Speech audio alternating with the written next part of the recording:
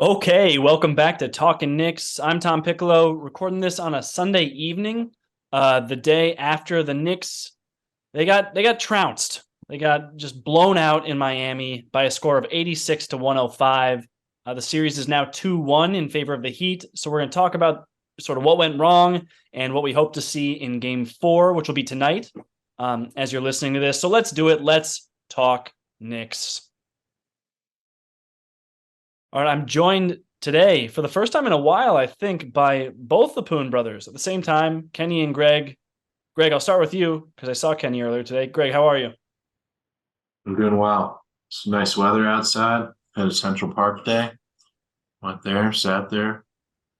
It's good. So What I'm do you do in good. Central Park? Just sit? Just sit. Place was packed today. I was just sitting in Sheep Meadow today. I've It's heard a of it. big meadow. It's a big meadow where people sit. People toss the old frisbee around there. Yep. Yeah. Some of that going on. That was it. That was it for me. That's the whole I'm day. good. That's a pretty good day, though. Yeah. Kenny, That, we spent a lot of time together. We actually hooped quite a bit ourselves. Yeah, we shot some ball. We shot about as well as the New York Knickerbockers did in their last game. But we had an excuse. We haven't played basketball in a little bit, so it was good to get out there though. And I think I told you I got a little more color than I anticipated. I had a little color. I just got back from Ecuador. That's why you haven't heard me on the pod, fans listening. I was in Ecuador for a minute. I've been traveling a little bit before I just started a new job last week. So trying to get all the good times in. But yeah, we got some hooping and it was a lot of fun. A lot of fun, Tom. Yes, we'll do it again soon. But to your point, it didn't go great from an efficiency standpoint. So the Knicks in Game 3 shot 8 of 40 from three. That's 20%. That is actually better than what I shot against you. But I mean, that was probably one of the stories of the game, was just the complete inability to hit shots from deep. And I know that was obviously the storyline coming out of Game 1 as well. So, like, there's not a whole lot new to say there. It's like, we can almost table that conversation and just know that that's hugely important to the Knicks winning games is making threes. I went on the Knicks Film School podcast, not to plug a rival Knicks podcast, but I was on the show this past week and I said, actually, statistically, the Knicks are not a bad three-point shooting team. If you go from after the trade deadline, they were like the 8th best three-point shooting team in the league, and they were taking a top 10 volume. They were top 10 in volume as well. So they were actually like a pretty good three-point shooting team, and obviously that has totally collapsed in the playoffs.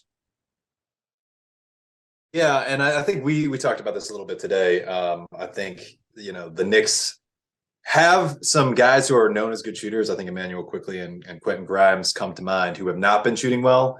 And then they have some guys that the Heat don't really see as a threat, and they've just kind of been leaving them open. Those guys include guys like RJ Barrett, who has been shooting it actually decently this series, and closing out the Cavs series. And Josh Hart, who shot it very well after coming to the Knicks. I want to say he shot it better than 50%, but not on a high number of shots. So they have guys who are capable of shooting, and then they just haven't been making them. Whether it's the increased intensity of the playoffs, or the pressure of the playoffs, or Grimes has some injuries. Whatever it is, the shots haven't been falling, and it's becoming a little bit of a concern, and maybe that's understating it. But the shots just haven't been falling, and they need the shots to be falling if they're gonna have any chance to win any of these games. yeah. If you shoot 34% from the field, you're probably not going to win. There's not a ton of analysis to be done there. It's just that's all I got to say. It's pretty bad. Yeah, it's about as deep as it really needs to be, but we'll try and go a little more. But I mean, the Knicks started slow in general. Like, they were down, I think, as much as 13 in the first quarter. I believe they started the second quarter really just down by 8. So nothing crazy, but then the second quarter didn't go so hot either. it was really another slow start, and I think that's kind of become a trend for this group, specifically this starting lineup, the starting unit of Brunson, RJ, Hart, Randall, and Mitch. Obviously, that group has just played 2 games in this series because of Randall's absence in game 1. But even just logically, I'm struggling with the fit here. And I think it has all to do with Josh Hart. I've said before, it's hard to look at this team play and be like, you know what we need are fewer Josh Hart minutes. And that's not what I'm advocating for. It's just a fit issue where Quentin Grimes should continue playing the same number of minutes that he is, but he should be doing it with that starting unit because Josh Hart is not being guarded on the perimeter. And Quentin Grimes, for as much as he's struggled, the Heat are not treating him in the same way. They don't want Quentin Grimes to shoot 10, 11 3-pointers per game. And if they do allow that, then I think that's actually good for the Knicks offense. But Quentin Grimes he makes the most sense to me to reinsert in that starting lineup so that he can just provide a little bit of spacing for the Knicks' 3 best players, the 3 highest usage guys, certainly, in Randall, Brunson, and RJ, who all want to get into the teeth of the defense, all want to get into the paint. Hart's presence there really keeps that from happening. Yeah, and we talked about this, throughout the season, about how well Quentin Grimes fits with that group and how well Mitchell Robinson fits with that group, because those are guys who you don't need to give the ball. Those are the guys who, Mitchell Robinson can go get an offensive rebound and, he'll catch a lob every now and then, but, he doesn't need the ball to be effective. Quentin Grimes is the same way. Like you said, he creates a lot of spacing just by the threat of shooting. And he's a guy that, he'll attack closeouts, but like, unless the ball gets swung to him, he's not going to do a lot of, pounding the ball in order to get shots off. So I agree that I think he fits with that group. I think another thing that, we've talked about outside of the pod is it's just, he came off of injury. He doesn't look 100% right now. So like, I agree with you 100% that I think putting him in the starting lineup with those guys makes sense. As the Tibbs defender, I think it's a defensible position not to have done that, particularly after they won game 2. After they were kind of blown out in game 3, I think it might make a little more sense. But he's looked a little bit hobbled. His shot has not been going in the entire playoffs.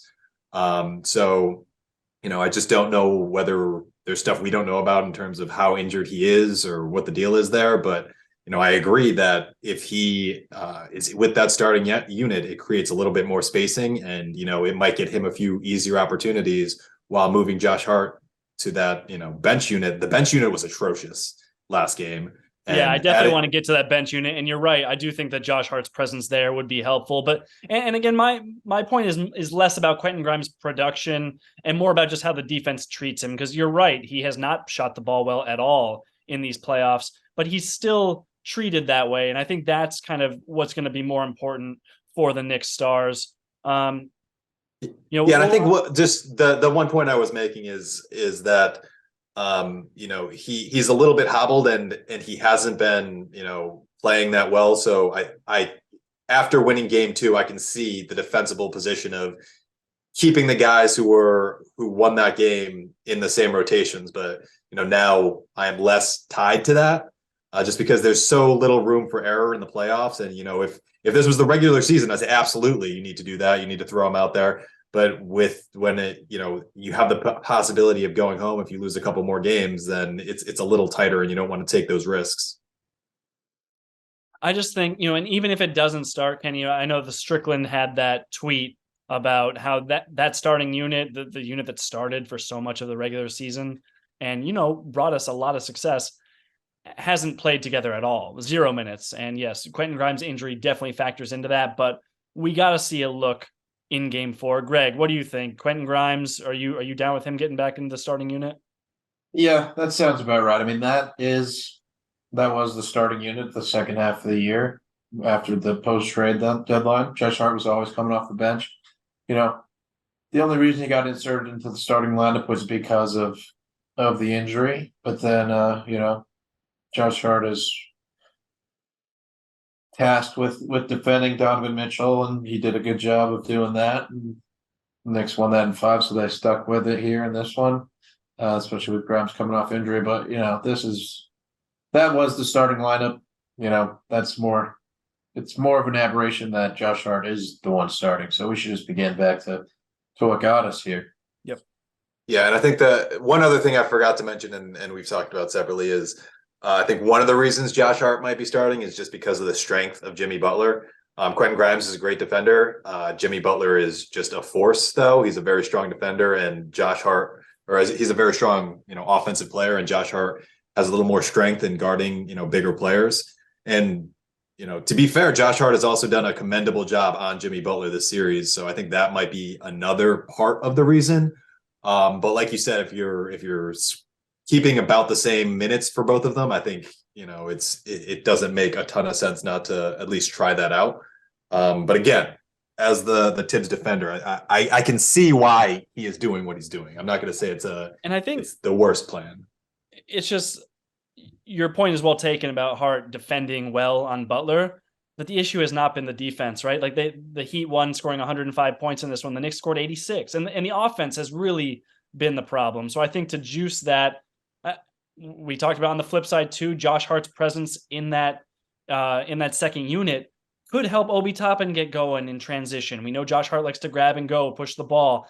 Emmanuel quickly needs someone to help with the playmaking. It seems like he's been burdened with that, and during the regular season, that wasn't a problem at all. But in the postseason, he's had a hard time really creating. We know Josh Hart is a great passer. I think he had 9 assists in game 2. Like, I just think complementary pieces wise, Josh Hart would really be better served with that second unit. Of course, still playing minutes with the starters, but man, we got to get off to some better starts, because it's been really like the team has just started in the mud, starting from a deficit over and over again.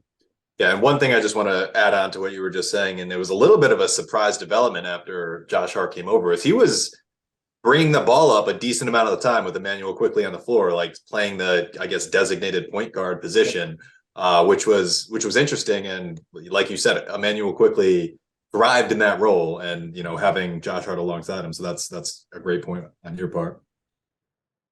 I don't know. I would love to see Grimes reinserted in the starting lineup. Obviously, do I think it's going to happen?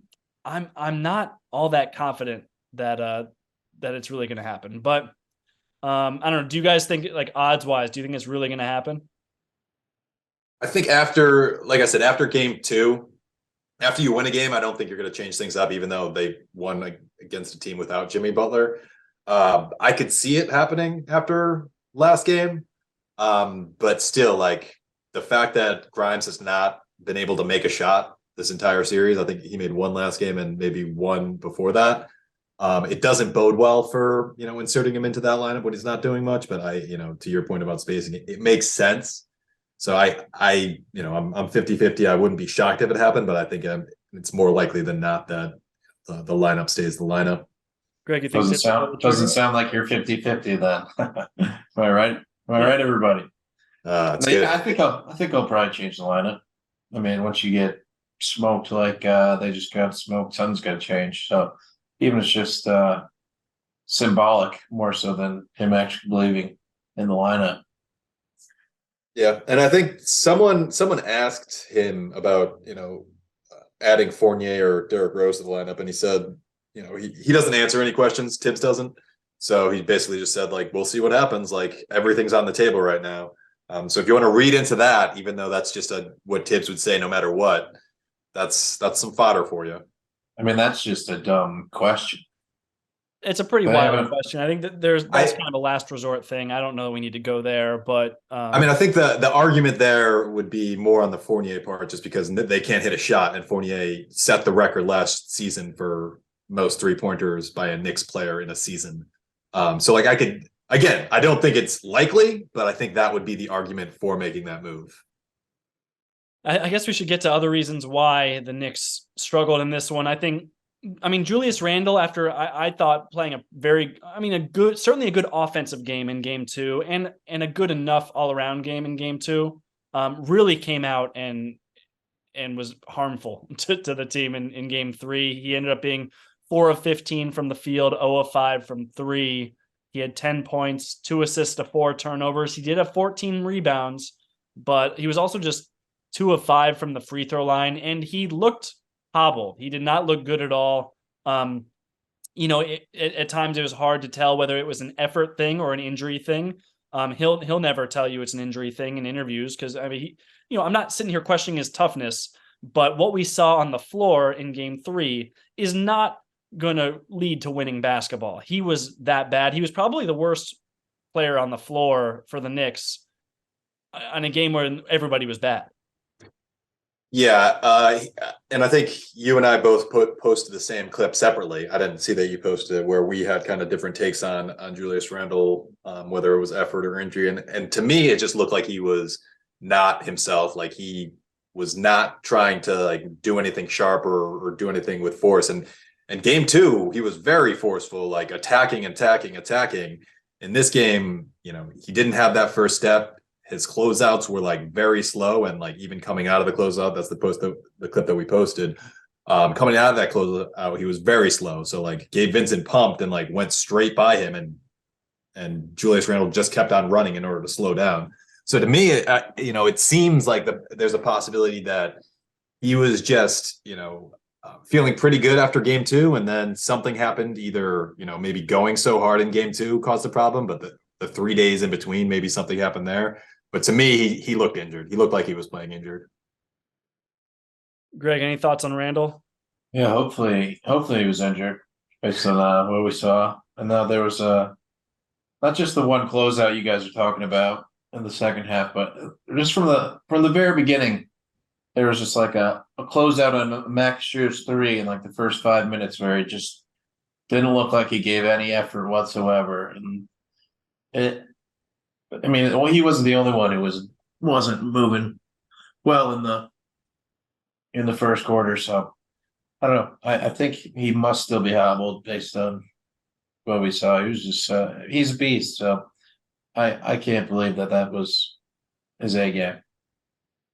Yeah, and I guess my point was, I mean, for one, if that is the best Randle can do, then like the Knicks are just going to lose. Like that's just how it's going to be. But also, like if he's actually hobbled, if he's really hurting, then maybe don't play him 38 full minutes in a complete blowout where this one was never really competitive. Like try and sit him when the game was already decided. You know what I mean? Like try and get this guy some rest and some treatment would be my take. Because So one thing I'll say about that is that at the end there, when the Knicks, the game was in hand for the Heat, the Knicks were going with Obi Toppin and Julius Randle together with no center. So I think they were doing a little bit of testing out that lineup because that's something that the Knicks may have to do against this Heat team if they go with Bam Adebayo and Kevin Love as their two big men. You really only need a real big man kinda to rebound against Cody Zeller. So I think Randle could go toe to toe with Bam Adebayo, but if they go with a real 7-footer, then you need a real center. I mean, obviously the Knicks centers have not been the issue, but it's just another change that could be happening to make the Knicks quicker and better offensively. So I thought that was one of the reasons he played 38 minutes. But again, I agree with you. But if he's like actually hurt, then there's testing going on. Yeah. Yeah, I guess we should probably talk about Jalen Brunson because I think he's probably the most important player. With the ball in his hands, so much decision making coming from him. Statistically, you look at his box score, and he was 7 of 20 from the field, not great. 0 of 5 from 3, which is, this is a second game this series where he's had at least like 0 of 5 from 3. I think it was he 0 of 7 in Game 1? It was something maybe even worse. But he did finish with 8 assists to 0 turnovers, which I like a lot. I didn't realize that watching the game because turnovers had been a little bit of an issue for him just because he's seeing so many bodies. He's getting a lot of ball pressure that the defense is really keying on him. So the fact that he finished this game with 0 turnovers is good, but clearly that shooting 35% from the field is not going to get it done for him. Like he has to be like he was in the Cleveland series, the best player on the floor at times. And I don't feel like we've gotten a chance to see that from Brunson this series. Yeah, and a lot of it I think has to do with kind of the Miami Heat's defense. I think they're sending all of their defenders at him whenever they get a chance. And I think we saw in game 2 he's still capable of excelling in that situation and hitting shots in tight spaces. But it hasn't been the case. And I think the more concerning thing is, like you said, the 0 of 5 shooting threes, because he's had some good looks and we've grown accustomed to him knocking those looks down. So you wonder what's going on there. I think he is another guy that they've said was hobbled by injury to his ankle. So you're wondering how serious that is versus whatever's going on. But I agree that his shot hasn't looked quite the same. Well, I guess just last game it didn't look the same. I think he looked very good in game 2. But he is the engine of this team, so he needs to I think we've grown a little bit spoiled, but by whenever he misses a shot, I'm surprised. And there's been a few more of those in the last this series than I would hope for. Yeah, that paint is just getting very clogged. The Heat are, trying to go in zone sometimes, and they are really just daring the referee to call defensive 3 seconds. Because how often is the ref going to call that? You see 1, maybe 2 a game, but they're just not going to call it over and over again, even if it continues. So they're playing the game, and Brunson he's been short on a lot of shots. His mid range is usually lethal, but hasn't been perfect. But 7 for 20 is better than the rest of the teams. So I can't. We saw in game 3 the Heat went mostly man. I don't know if they even threw any zone. Obviously, game 2 was all zone without Jimmy Butler. But, in game 3, we saw Butler matched up on RJ to start and Gabe Vincent on Brunson. Where I believe that was the matchup. And it was Gabe Vincent. No, it was Vincent. Yeah. So, that's a matchup that I would hope that Brunson could take advantage of, right? Like, we've seen him take stronger guys down to the post and do the work down there. But, I feel like the Heat have bad defenders, right? Your Kevin Loves, and then if you go to the reserves, like your Duncan Robinsons, and the Knicks just haven't done a good job of attacking those, of really putting those defenders on the spot to defend. They've let them off the hook too much. I posted a clip after game 1 about that, how they're just not engaging the help defender enough. Like whenever they're trying to get like a pick and roll, and you've got the defender guarding the screener, you would try and go at him to try and get like a switch or something. But instead, the Knicks are just being very patient. They're holding the ball. They're waiting. And Brunson was guilty of that in game 1, I thought. And Julius Randle in particular had some egregious ones in game 3. So I just want to see the Knicks identify these weak defenders and then go at them, like really, really attack them and try and, they have weak spots there. Yeah. And I think we're more likely, I would put more of that on, Randall and maybe RJ Barrett. RJ Barrett's actually been doing a very good job of attacking Gabe Vincent, but Gabe Vincent on Jalen Brunson is not Gabe Vincent on Jalen Brunson. It's Gabe Vincent waiting for help from 3 other guys. So like Gabe Vincent is playing up and playing tight and then just waiting for help. So I don't think it's as easy for Brunson in those situations to get a one-on-one. I think a guy like Randall, like the clip that you posted in particular, like if he can get that switch, he has to. But I do think that there is a little bit of leeway there for Jalen Brunson, because it's just they're not treating him the same way that they're treating other players. And I do think that Grimes coming in for Hart is going to help that just a little bit. And I think if you can do anything to help it just a little bit, you got to, because Brunson, like we said, engine of our offense, need his production, need his efficiency.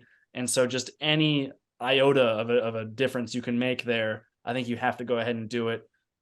Because Josh Hart's defenders are not guarding him. They don't think that Josh Hart wants to take 10, 11 3-pointers in a game like we saw Obi Toppin do in game 1. Josh Hart's, that's just not his game. It's not his mentality. He doesn't want to do that, and he's not going to. So he'll pass up wide open looks to try and get, in his eyes, a better shot.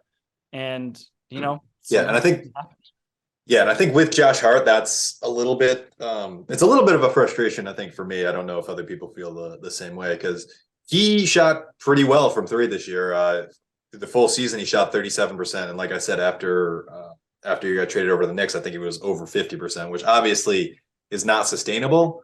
But you see it a lot this series where he'll catch the ball on the 3-point line and then he'll either like wait for someone to close out, pump, and try to drive by them, or he'll just immediately kick it rather than trying to take the shots. I think there's been kind of late game situations where he'll feel empowered to take that shot, which is a little bit surprising because, you know, if he's not taking it in lesser pressure situations, why would he just decide to do it and make big shots in other games? So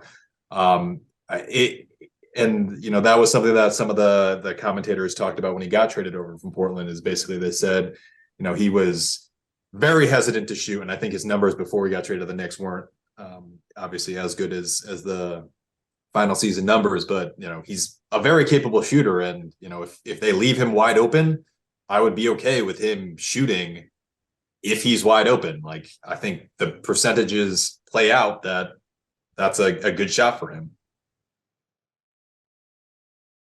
Yeah, I see in the chat here, you guys have pointed out RJ Barrett's plus minus in the box score. Now that's a plus minus minus. All right, that's minus 32 for RJ Barrett, and I don't know how indicative that is of his performance. Frankly, like he wasn't lights out by any means, but was he the worst player that the Knicks trotted out? I don't think so. I think a lot of that has to do with RJ is the one who plays with that bench unit. Oftentimes he was the starter and the bench unit's been garbage, man. Like that's why we need Josh Hart on that bench unit.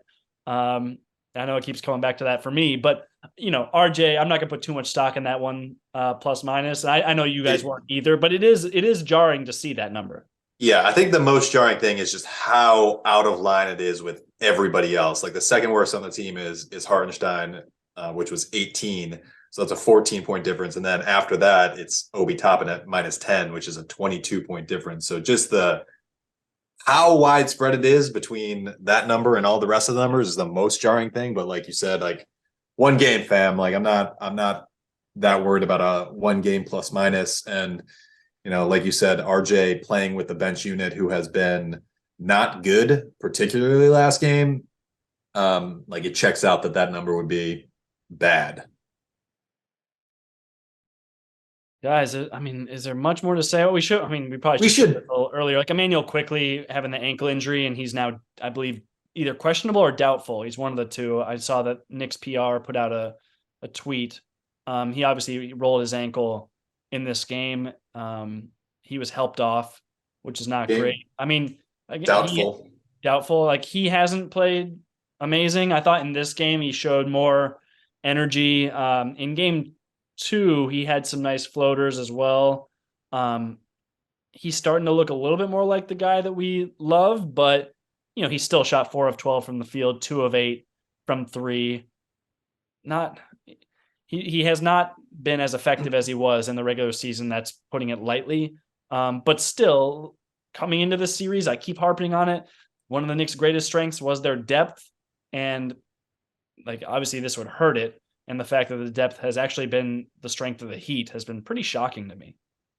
Yeah, and we've been saying it pretty much all playoffs long, is that, you know, the role players haven't really shown up yet, particularly Grimes and Quickly, as guys that we really depended on this season to provide both shooting, spacing, and then like defense. And I think Quickly last game, the first half he played, you know, fairly well. I think the second half his play kind of diminished a little bit, and you know, he was also just he got blown by on defense a couple of times, which was frustrating to watch. But you know, if the Knicks are going to have any chance, like they need some shooting, and they need some of these guys who aren't stepping up to step up, because the Heat are daring anyone who isn't Jalen Brunson to beat them. And, you know, I think Julius Randle's obviously not 100%. So that's been iffy. And then, you know, RJ Barrett has been solid. But, you know, I don't know if he's the guy we want to depend on to take it home for us. Greg, I want to ask you something, and this is more on the defensive side, but like, you know, Jimmy Butler did lead the team in scoring. He had 28 of the Heat's points. He was 9 of 21 from the field. 0 of 2 from 3. He got to the line 11 times. He was 10 of 11 from the free throw line. So that obviously bolstered his point total a great deal. But the other guys hurt the Knicks a lot. Like Max Strus putting up 19 points. Kyle Lowry, Kenney mentioned Emmanuel quickly getting beat.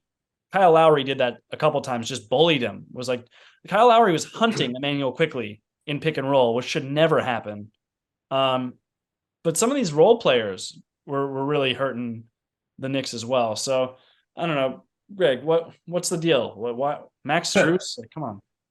Yeah, I mean the Heat do a lot of running around. I mean, especially Max Strus and Duncan Robinson.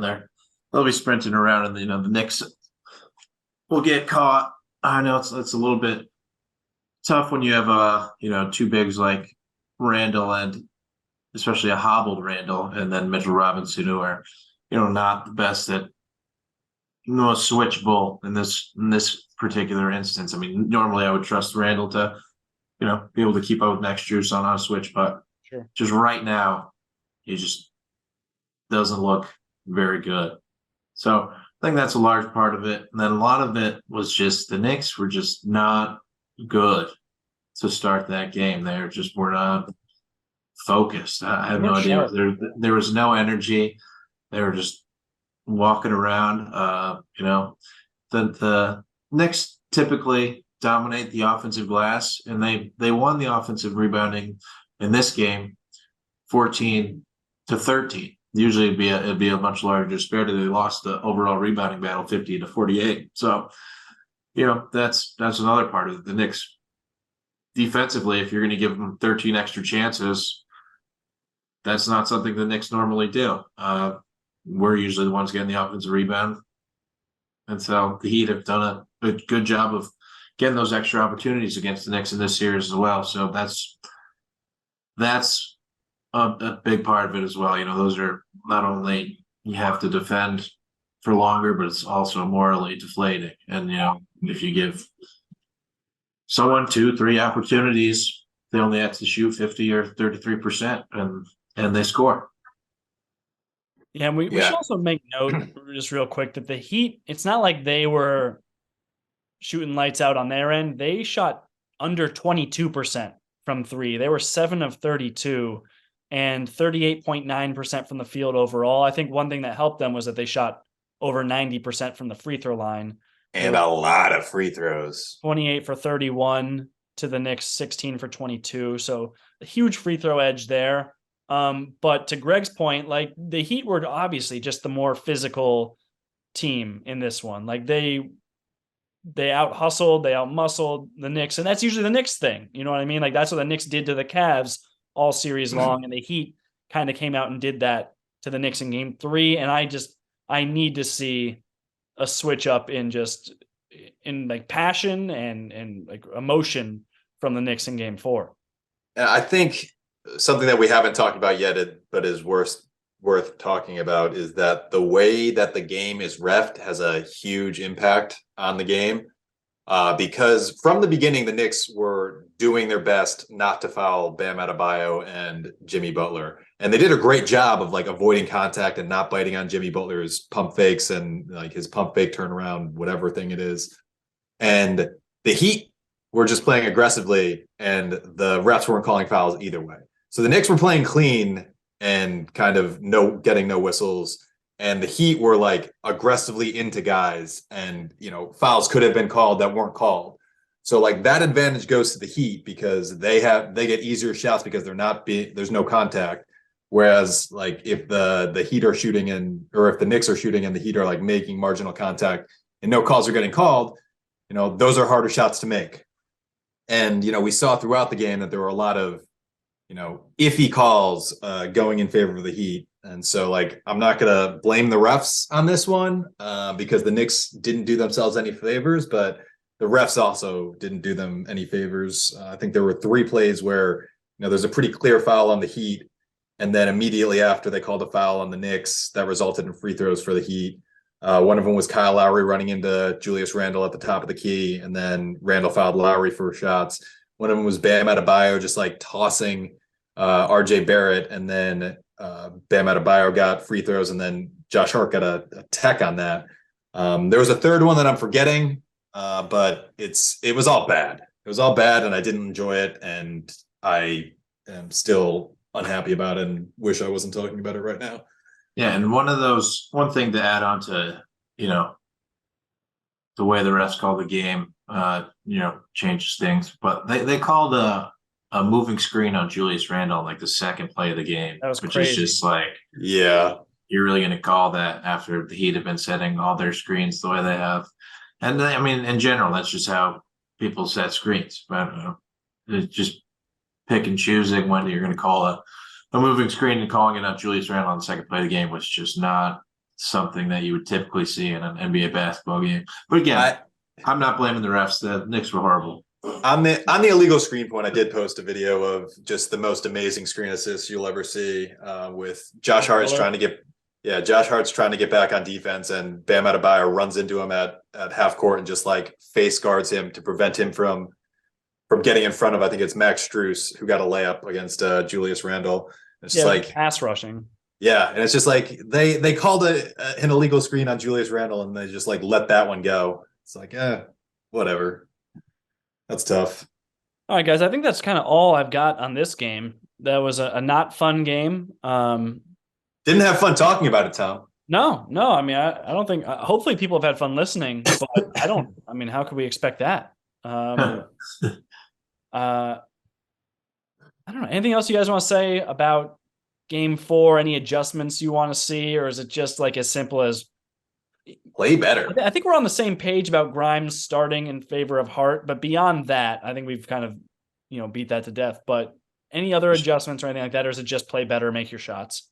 Yeah, it's gonna be play better, make your shots. Hope that if Quickly's out, that douche McBride gives a spark off the bench. He's gonna be going full throttle every minute he's in there, as he always does. So that should be helpful in some way. He's a good defender, and he's a very capable offensive player. So I thought Deuce was great against Cleveland. He was really good. I thought he was a very positive contributor in that series. So yeah, again, Knicks depth should be a strength here, and I hope we see that borne out. Yeah, it'd be nice. It would be nice. Got to be optimistic, because what else? What are the other options? I think, all right, yeah, I think we all agree the Knicks will win Game 4 and come back to MSG tied 2-2, right? Like, we all think that, we believe that. They have to. We have to believe that. Yeah, I have to believe it. And that's the whole thing about the playoffs, is that each game, like, once it's over, all that matters is the result. And so, like, the fact that they won that game by 20 and the Knicks look bad, like, it doesn't matter going into the next game. All that matters is that game. And you see the last few games with the Lakers and Warriors. It's like one team wins by 30, and then the next game the other team wins by 30. It's just like anything can happen. So it's not over until it's over. So got to feel optimistic going in, because there's no other option. All right. Well, if you're listening to this, we appreciate you. We did see Talkin' Knicks climbed into the top 100 of Chartable's list of the top basketball podcasts in the U.S. So that's awesome. I think we're at 87 right now. We were up to 80 last week. Great stuff. We appreciate everyone listening, and keep following us on social. We're putting out some breakdown videos, highlights, clips, things like that at Talkin' Knicks on Instagram and on Twitter. And yeah, guys, I think we did it. And until next time, let's go Knicks. Next take.